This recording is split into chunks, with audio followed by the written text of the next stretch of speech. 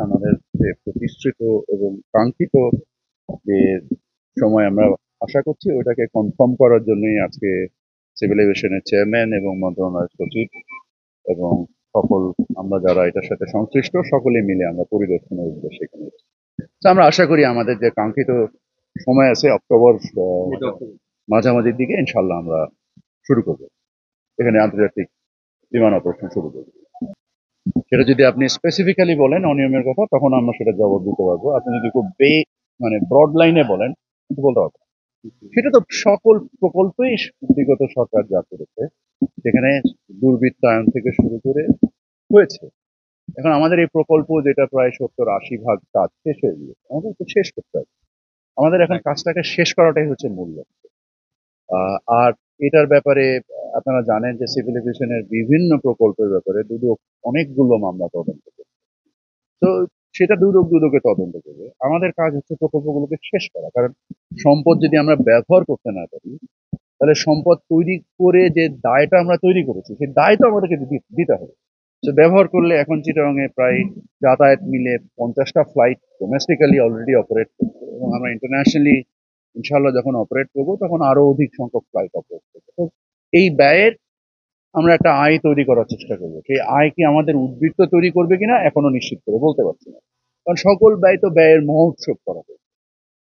এই প্রকল্প কেন্দ্রিক জমি জটিলতা নেই, কিন্তু আমাদের যে মহাপরিকল্পনা সেখানে আমাদের জমির ব্যাপক জটিলতা রয়েছে এবং সরকার এই জটিলতা নিরসন করার উদ্দেশ্যে আপনারা জানেন যে প্রায় 3,000 কোটি টাকা খরচ করে একটা আবাসন প্রকল্প করেছে এবং সরকার চায় এই জায়গাটা সম্ভব যত দ্রুত মানে খালি হোক এবং এর যে মহাপরিকল্পনাটা রয়েছে যার মাধ্যমে কক্সবাজারের যে মর্যাদাপূর্ণ একটা আন্তর্জাতিক রূপ দেওয়ার ক্ষেত্রে এই জায়গাটা অবশ্যম্ভাবী।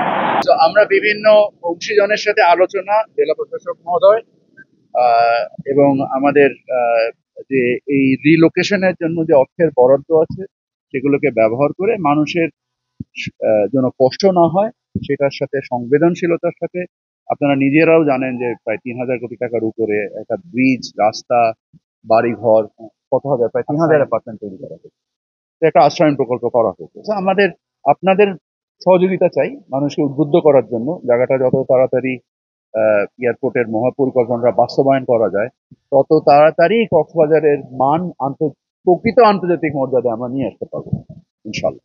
আমরা প্রথম একটা দিয়ে শুরু করব, প্রথম তো সবসময় একটা দিয়েই শুরু হয় এবং এটা আস্তে আস্তে প্রোপেল করবে। আমরা হয়তো বা খুব ইন্টারেস্টিং প্রাইসে আপনাদেরকে টিকিট দেওয়ার চেষ্টা করবো, আপনারাও যারা আছেন টিকিটটা কেটে টেটে দেখেন যেন আপনারা যেতে পারেন। তো পর্যটন তো মনে করেন আভ্যন্তরীণ, আমাদের অধিকাংশ পর্যটনই আভ্যন্তরীণ, স্থানীয় অর্থনীতির উপরে নির্ভরশীল।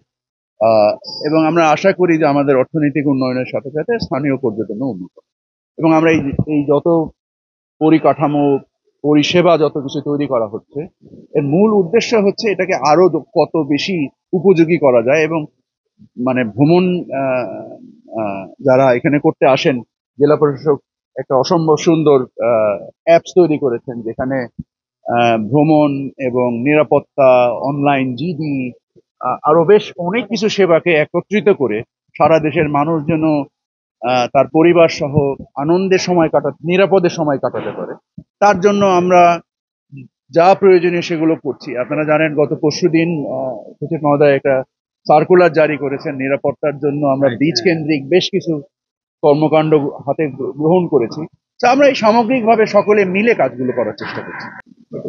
আমাদের নজরদারি এখনো আছে, তখনও থাকবে। তবে শুধু একা তো আমরা এটা পারবো না। আপনারা যারা সাংবাদিকতা করেন, আপনারা যদি এই জিনিসগুলোকে খুব সুন্দরভাবে তুলে ধরেন, তখন হয় কি প্রশাসনিক আমাদের সক্ষমতা ব্যবহার করে আমরা এটাকে নিরাময় করার জন্য কাজ করতে পারি। আমরা নাগরিক হিসেবে দায় তো সকলের।